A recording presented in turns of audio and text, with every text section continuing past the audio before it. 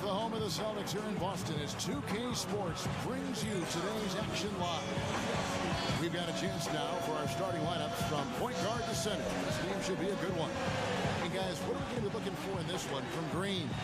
Yeah, and he's a bomber, and that's what I love about him. He's as good a three-point shooter as you'll see. And of course, has the green light to let it fly anytime he wants. And Steve, he knows how to get himself on the highlight reel with some of those dunks, but it's not just for show.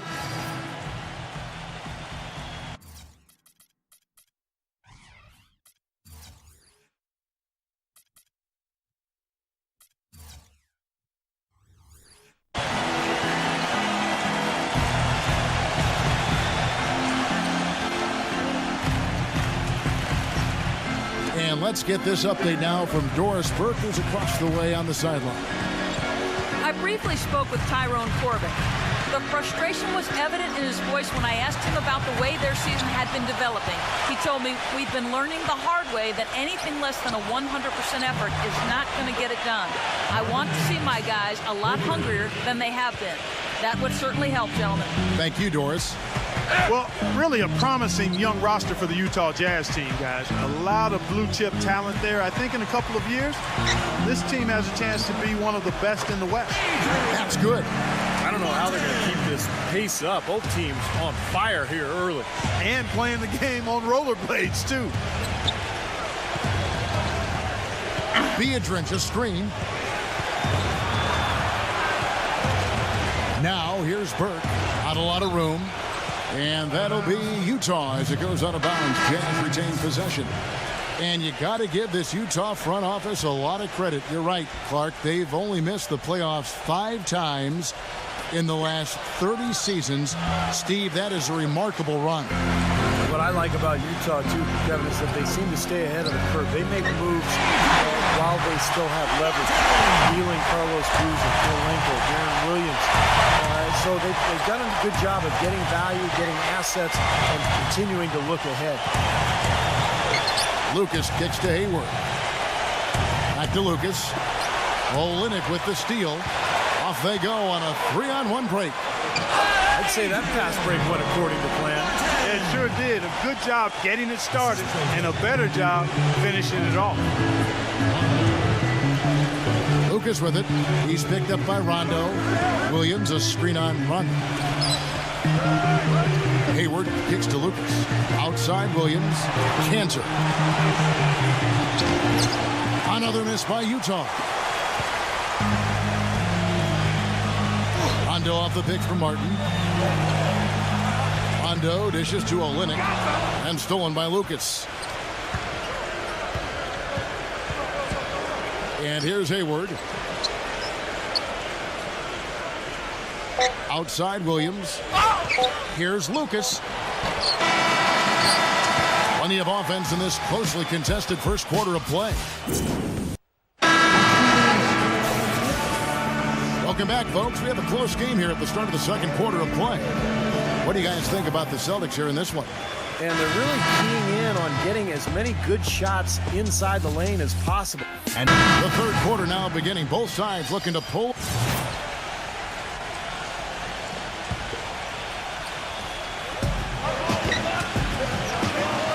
Outside Rondo. Back to Martin. Olynyk sets a screen for Martin. Shoots a 3. Rebound, Utah. Coming off that loss against the Nets. Kevin, that game defensively was an absolute nightmare. They went into that building and just got blown out by a very hot team. Well, they didn't defend those shooters like they should have. And once the fans got into it and the arena started rocking and thumping and bumping, things only got worse. So on the floor for Utah.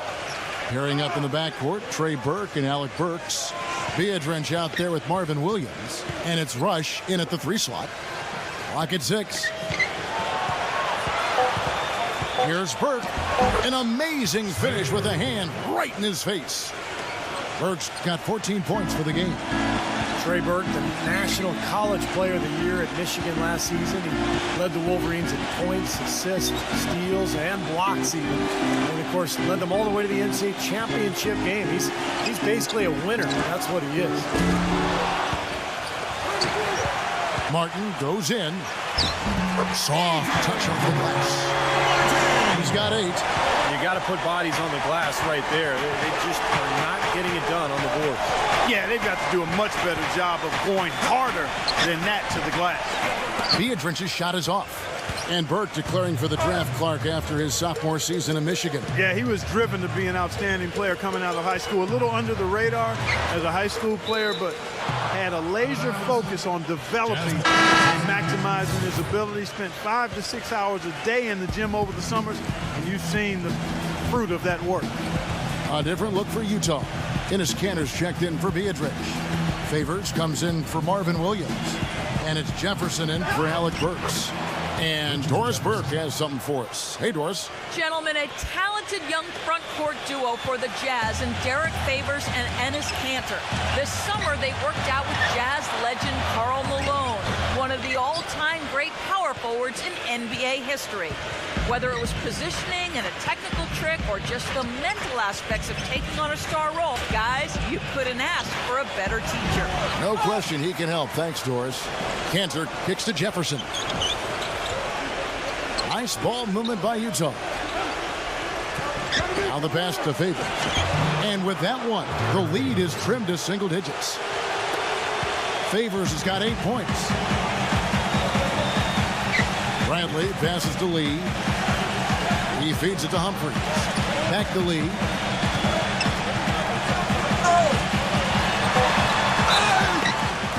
And there's the whistle. Fouled hard on the shot. He'll go to the line.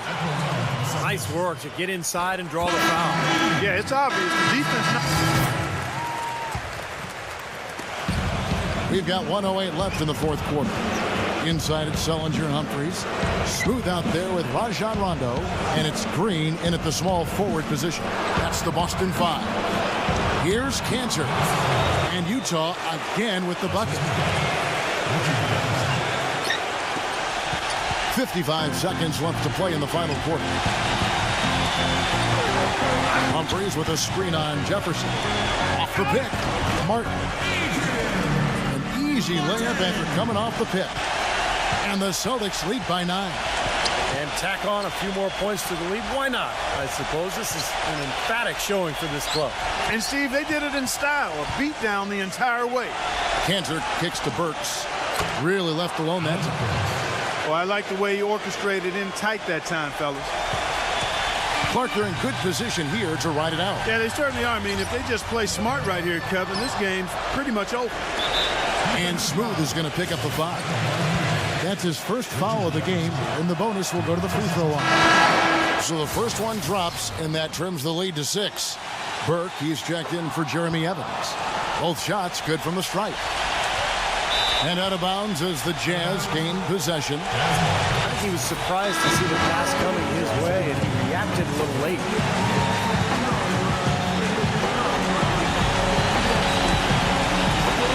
Utah has got the three-point bug tonight. They've taken 15 shots outside the arc.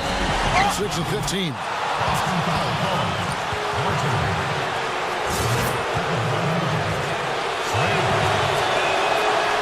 It's the first that shrinks the margin to just 4. Both free throws good from Burke. That was essential that he cashed in on those free throws. They're within one possession. And now they decide to foul intentionally. Yeah, no question the right call at this point. You can't let them just dribble it out. That's right. I mean, you got to send them to the line and hope for a few misses. And a tough break is his second attempt at the line. No good. And here's Utah. They're on a 14-6 run. The high post shot. They're going to prolong the game here with an intentional foul. He doesn't hit the first, and that was the one they really wanted. He's got one more, though. That's off as well, so he misses both. From outside the arc. Good D by Rondo. I like the defense, guys. Really getting a hand up and challenging shot.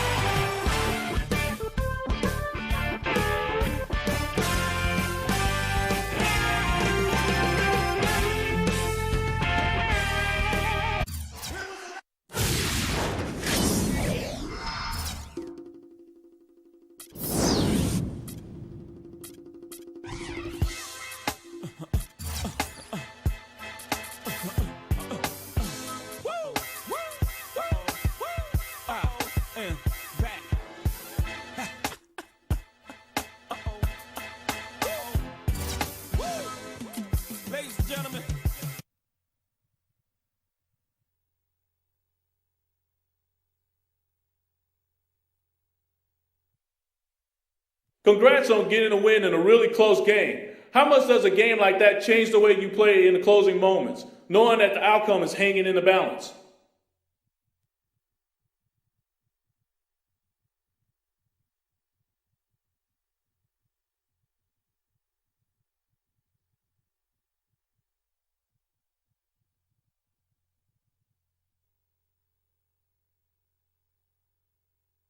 We make it.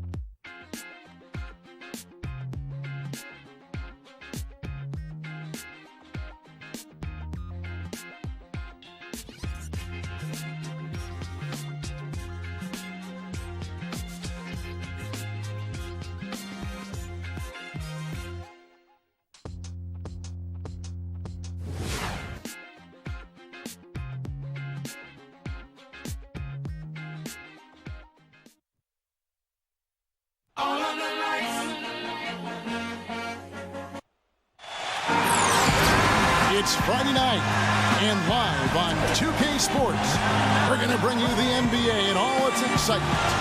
This is Kevin Harlan with my broadcast partners Steve Kerr and Clark Kellogg. And now we take a brief check at the matchups. Our starting...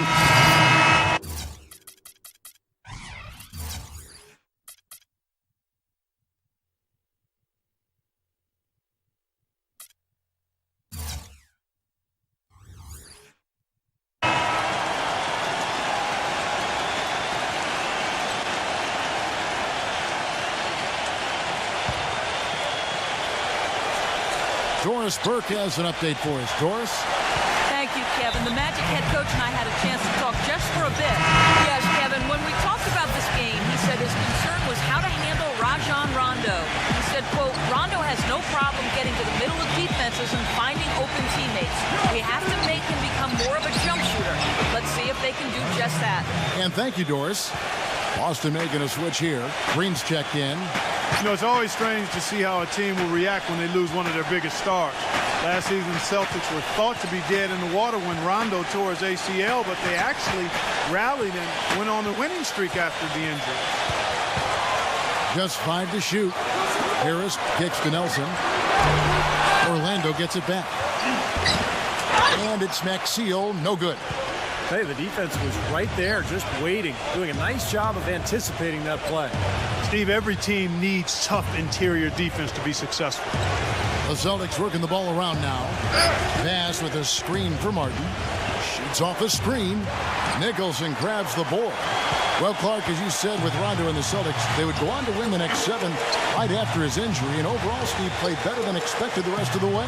Sometimes that's the way these things go, Kevin. A star player goes down, everybody else kind of steps up. And, instead of feeling sorry for themselves, they use it as a rallying cry. And all those role players for Boston really picked up the extra slack. And I thought they made a great push to end that season after the Rondo injury.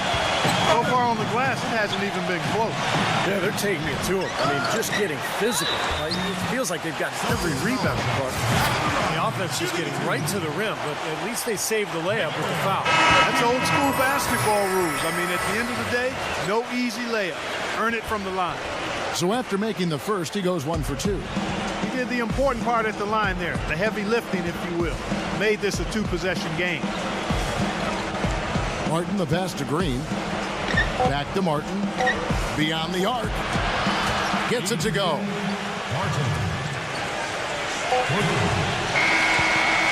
The first quarter all wrapped up, and it's been an exciting game so far. Next Monday night, November 11th. And so far, it's been a closely contested.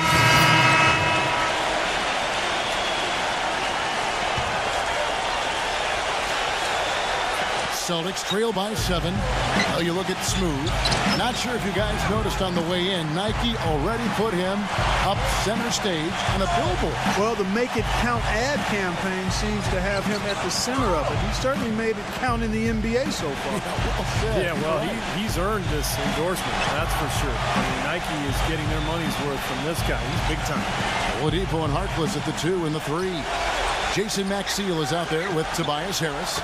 And it's Nelson in at the 1 spot. This is out there for Orlando. There's 6 points on consecutive 3-ball. They're finding holes in this defense. It should be easy to correct, though, if you start making the right rotations defensively. Feeds it to Oladipo. Maxiel. And there's the foul. It's on Brandon Bennett. That's his first foul. Well, he tried to step in and cut him off, but just not quick enough. And we have the benefit of replay, but I think they got that one right, which is the case most times, even though fans don't think so.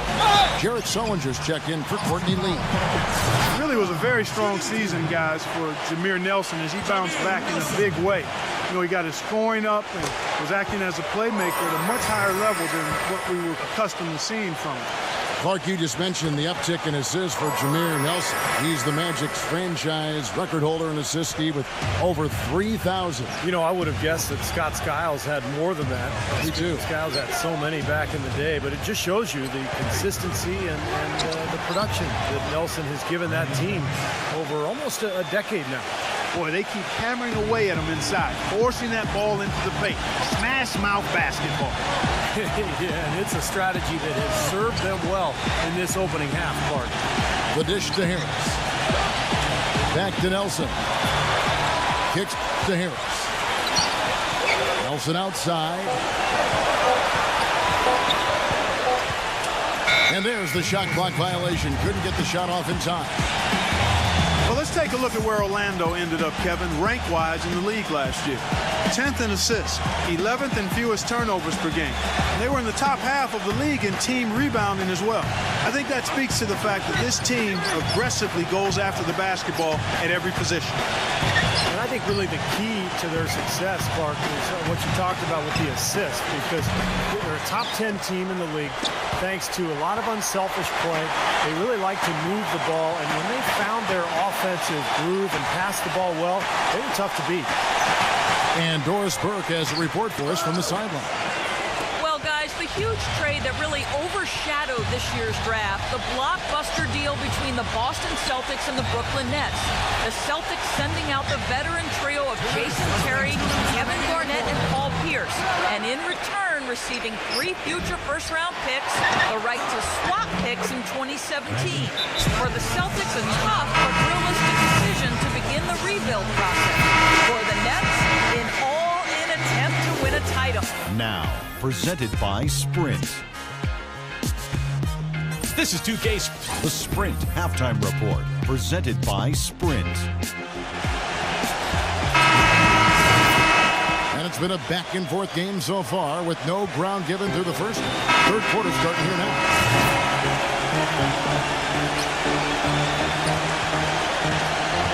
On the floor for Boston, the guards, Rajon Rondo and Courtney Lee. Green is out there with Jared Sullinger. And it's Martin in at the 3 spot. Nelson dishes to Nicholson. Back to Nelson. 6 to shoot.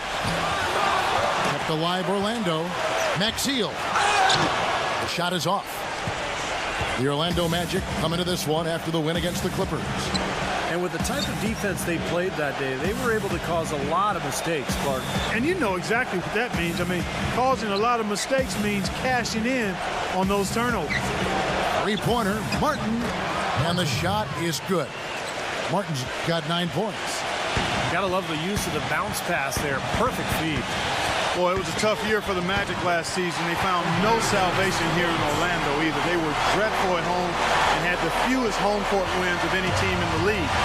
Tough pill for the fans there to swallow. Rondo off the pick from Martin.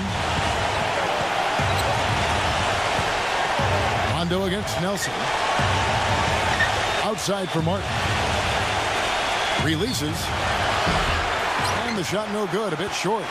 And that home record of the Magic's that you mentioned, Clark, a paltry 12-29. So, Steve, that being said, a big part of why they ended with the fewest wins in the entire league. Why? Well, I mean, if you can't defend your home court, good luck to you. But the big thing is just not enough talent. It's a team that is in full-blown rebuilding mode, and last year was kind of the initial season in that campaign, and it obviously showed. The drive by Green.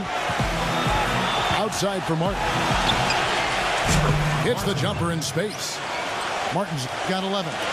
His eyes were wide open there, guys. Excellent vision to see they had an open shot outside and get it there. Nelson kicks to Harris.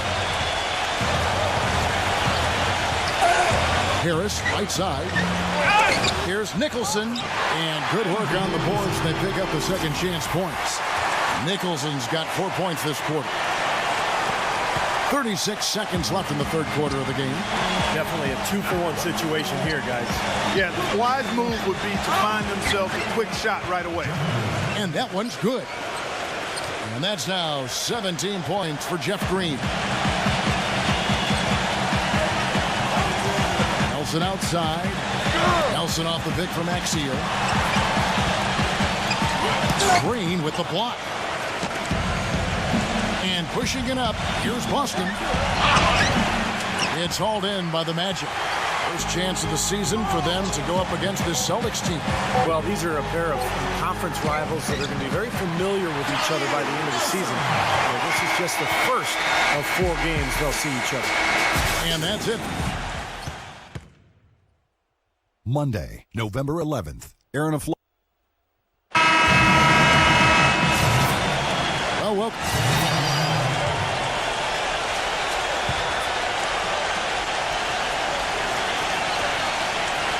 Guys, a good chance for them to slow it down. Yeah, I agree. Got to use some clock here. They've got a Flalo. Jerron Lamb out there with Etwan Moore.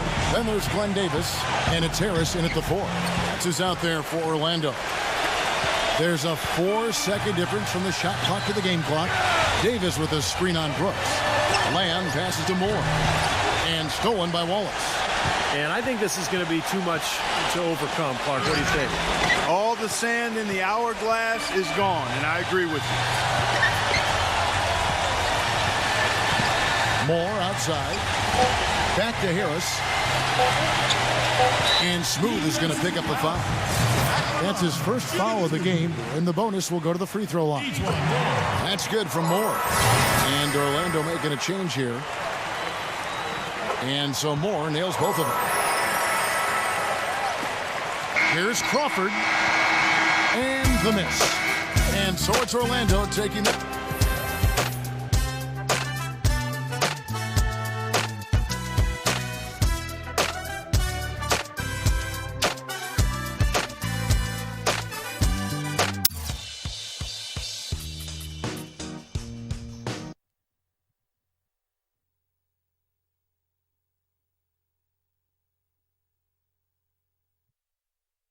Well, you guys had a great shooting night, but somehow weren't the better team. What happened out there that prevented you from getting the win?